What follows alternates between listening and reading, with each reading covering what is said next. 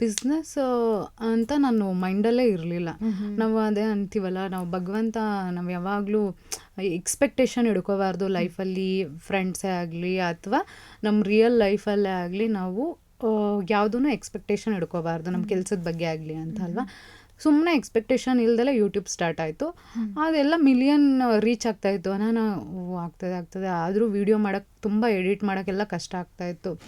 ಅದರಲ್ಲಿ ನಾನು ರೋಟೀನ್ ತೋರಿಸೋವಾಗ ನಾನು ಮಲ್ಟಿಗ್ರೇನ್ ಮಾಲ್ಟ್ ಪೌಡರ್ ಇದು ನಾನು 30+ ಇಂಗ್ರೀಡಿಯೆಂಟ್ ಹಾಕಿ ಮಾಡ್ಕೊತೀನಿ. ಶೂಟಿಂಗ್ ಹೋದಾಗಲೂ ನಾನು ಇದನ್ನು ಕುಡಿತೀನಿ ಅಂತ ಹೇಳಿದೆ. ಸೊ ಎಲ್ಲರೂ ಕಮೆಂಟು 1000+ ಕಮೆಂಟ್ ನನಗೆ, ಎಲ್ಲರೂ ರೆಸಿಪಿ ತೋರಿಸಿ ಅಂತ.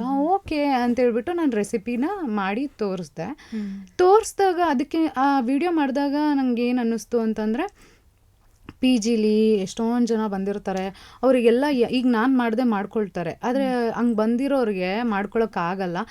ನನ್ನ ಹತ್ರ ಇರೋದು ಒಂದು 20 kg ಮಾಡಿಟ್ಟಿದ್ದೆ. ಅದರಲ್ಲಿ ಒಂದು 5-6 kg ಯಾರಾದರೂ ತೊಗೊಂಡ್ರೆ ಅವ್ರಿಗೆ ಕೊಡೋಣ, ಹೆಲ್ಪ್ ಆಗಲಿ ಅವರಿಗೆ ಹೆಲ್ಪ್ ಆಗಬೇಕು. ನನ್ನ ಫ್ರೆಂಡ್ಸೇ ಎಷ್ಟೊಂದು ಜನ ಇದ್ದಾರೆ, ಬರೀ ಇಡ್ಲಿ ತಿಂದೆ ಅದು ತಿಂದೆ, ಇದೆ ಕಾರ್ಬ್ಸೇ ಇರುತ್ತೆ ಅವರು ಫುಡ್ಡಲ್ಲಿ, ಪ್ರೋಟೀನ್ ಇರಲ್ಲ. ಈ ಜನ ದುಡಿಯೋದು ಎಷ್ಟು ದುಡಿತಾರೋ ಅಷ್ಟು ಊಟಕ್ಕೆ ಖರ್ಚು ಮಾಡೋದಿಲ್ಲ, ಬರೀ ಏನಂತಾರೆ ಅನ್ಹೆಲ್ದಿ ಫುಡ್ಗೆ ಖರ್ಚು ಮಾಡ್ತಾರೆ. ಸೊ ಈ ಒಂದು ಮಾರ್ನಿಂಗ್ ಒಂದು ದಾಟ್ಬಿಟ್ರೆ ಇನ್ನು ಉಳಿದಿದ್ದು ಹೆಂಗೋ ಮ್ಯಾನೇಜ್ ಮಾಡ್ಕೋಬೋದು. ಆ ಎಂಟಿ ಸ್ಟಮಕಲ್ಲಿ ಒಂದು ಒಳ್ಳೆ ಫುಡ್ ಇರಬೇಕು ಅಂತೇಳಿ ಅವ್ರಿಗೆ ಕೊಡೋಣ ಅಂತ ಮಾಡಿ ನಂಬರ್ ಹಾಕ್ತೆ.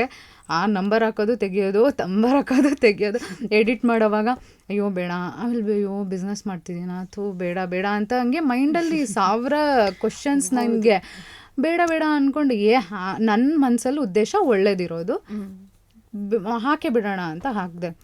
ಆವತ್ತು ಹಾಕಿ ನನ್ನ ಫ್ರೆಂಡ್ಗೆ ನಾನು ಮಾತಾಡಿದ್ರೆ ಅಂದರೆ ಆರತಿ ಅಂತೆಲ್ಲ ಮಾತಾಡ್ಕೊಂಡು ಕೂತ್ಕೊತಾರೆ, ಟೈಮ್ ಆಗಿಬಿಡುತ್ತೆ ಅಂತೇಳ್ಬಿಟ್ಟು ನನ್ನ ಫ್ರೆಂಡ್ ಸುಮಾ ಅಂತ ಅಂದಲ್ಲ, ಅವಳು ಕಾಲ್ನ ಅಟೆಂಡ್ ಮಾಡೋಕ್ಕೆ ಸ್ಟಾರ್ಟ್ ಅವಳಿಗೆ ಎಷ್ಟು ಕಾಲ್ ಅಂದರೆ ಆ ನಂಬರ್ ಹಾಕಿದ್ದಕ್ಕೆ ಒಂದು 500+ ಕಾಲ್ ಬಂದಿದೆ. ಅವಳಿಗೆ ವಾಯ್ಸೇ ಹೋಗ್ಬಿಟ್ಟಿದೆ. ನೆಕ್ಸ್ಟ್ ಡೇ ವಾಯ್ಸೇ ಹೋಗ್ಬಿಟ್ಟಿದೆ. ಅವಳು ತುಂಬ ಅಯ್ಯೋ ನನ್ನಿಂದ ಈ ಥರ ಆಯ್ತಲ್ಲ ಅಂತ ಹೇಳ್ಬಿಟ್ಟು ಅವಳಿಗೆ ಆಮೇಲೆ ಅವಳು ಮಾತಾಡೋದು, ನಾನು ಇಲ್ಲಿ ಆರ್ಡ್ರ್ ಬರ್ಕೊಳ್ಳೋದು. ಅದೊಂದು ಫಸ್ಟ್ ಡೇ ಒಂದು 20 ಆರ್ಡರ್ಸ್ ಬಂದಿತ್ತು. ಅದಕ್ಕೆ ನಾನು ಹೋಗು ಬಾತ್ರೂಮ್ಗೆ ಹೆದ್ರಕೊಂಡು, ಇದೇನಿದು ನನಗೆ ಹಿಂಗೆ ಆರ್ಡರ್ಸ್ ಬರ್ತಾ ಇದೆಯಲ್ಲ. ನಾನು ಒಂದು ಮಾಡಿರೋ 20 kgಲಿ ಒಂದು 5 kg ಯಾರೋ ಒಂದು ಹುಡುಗಿರೋ ಎಲ್ಲೋ ಪಿ ಜಿಲಿರೋರು ತೊಗೋತಾರೆ ಅಂದರೆ ಇಷ್ಟೊಂದು ಜನ ಆರ್ಡ್ರ್ ಮಾಡ್ತಿದ್ದಾರಲ್ಲಪ್ಪ ದೇವ್ರೇ ಅಂತೇಳಿ ಇದು ಮಾಡಿ ನನ್ನ ಹಸ್ಬೆಂಡ್ಗೆ ಹೇಳೇ ಇರಲಿಲ್ಲ ನಾನು ಹಿಂಗೆ ಆಗ್ತೀನಿ ಅಂತೆಲ್ಲ ಹೇಳಿ, ಸುಮ್ಮನೆ ಮಾಡಿದ್ದು ಅದು. ಆಮೇಲೆ ಅವ್ರಿಗೆ ಗೊತ್ತಾಗಿಲ್ಲ, ನಾನು ಮ್ಯಾನೇಜ್ ಮಾಡ್ತೀನಿ ಬಿಡು ಅಂತೇಳಿ ಅವ್ರು ಮ್ಯಾನೇಜ್ ಮಾಡಿಕೊಂಡು ಬಂದರು. ಅದು ಇಲ್ಲಿವರೆಗೂ ತಂದಿದೆ ತುಂಬ ಜನಕ್ಕೆ. ಆಮೇಲೆ ನಾನು ಮಧ್ಯದಲ್ಲಿ ಆಪರ್ಚುನಿಟಿ ಬರೋಕ್ಕೆ ಸ್ಟಾರ್ಟ್ ಆಯಿತು, ಕ್ವಿಟ್ ಮಾಡೋಣ ಅಂದ್ಕೊಂಡೆ. ಬೇಡ, ಇದು ಆ್ಯಕ್ಟರ್ಸ್ಗೆ ಯಾವಾಗಲೂ ತೆರೆ ಮೇಲೆ ಇರೋದಕ್ಕೆ ಇಷ್ಟ, ಯಾವತ್ತೂ ಅವರು ಸ್ಕ್ರೀನ್ ಮೇಲೆ ಕಾಣಿಸ್ಕೊಳ್ಳೋದಕ್ಕೆ ಇಷ್ಟಪಡ್ತಾರೆ. ಈವನ್ ನಾನು ಕೂಡ ಇಲ್ಲ ಬಿಡೋಣ, ಆಪರ್ಚುನಿಟಿ ಬರ್ತಿದೆಯಲ್ಲ ಅಂತ. ಆದರೆ ನಂಗೆ ಬರ್ತಿರೋ ರಿವ್ಯೂಸ್ ಎಲ್ಲ ಯಾರೂ ಇದನ್ನು ಸ್ಟಾಪ್ ಮಾಡಿಬಿಡಿ, ತುಂಬ ಚೆನ್ನಾಗಿ ಆಗ್ತಿದೆ. PCOD ಪ್ರಾಬ್ಲಮ್ ಇರೋರ್ಗಾಗಿರ್ಬೋದು, ಪ್ರೆಗ್ನೆನ್ಸಿಗೆ ಟ್ರೈ ಮಾಡ್ತಿರೋರ್ಗಾಗಿರ್ಬೋದು, ಹಾರ್ಮೋನ್ ಇಂಬ್ಯಾಲೆನ್ಸ್ ಇರೋರಿಗೆ, ಎಲ್ರಿಗೂ ಹೆಲ್ಪ್ ಆಗಿದೆ. ವೆಯ್ಟ್ ಲಾಸ್ ಮಾಡ್ಕೊಳ್ಳೋರಿಗೆ ಅವರೆಲ್ರಿಗೂ. ಸೊ ಹಾಗಾಗಿ ಸ್ಟಾಪ್ ಮಾಡಿಬಿಡಿ ಅಂತ ಬರೋದು ನೋಡಿದಾಗೆಲ್ಲ ಏನು ಮಾಡೋದು, ಏನೋ ಒಂದು ಮಾಡಬೇಕಂದ್ರೆ ನಾವು ಒಂದು ಸ್ಯಾಕ್ರಿಫೈಸ್ ಮಾಡಲೇಬೇಕು. ಇಲ್ಲ, ನಂಗೆ ಇದೊಂದು ಭಗವಂತನೇ ಆಪರ್ಚುನಿಟಿ ಕೊಟ್ಟಿರೋದು ಅಂತ ಅನಿಸುತ್ತೆ.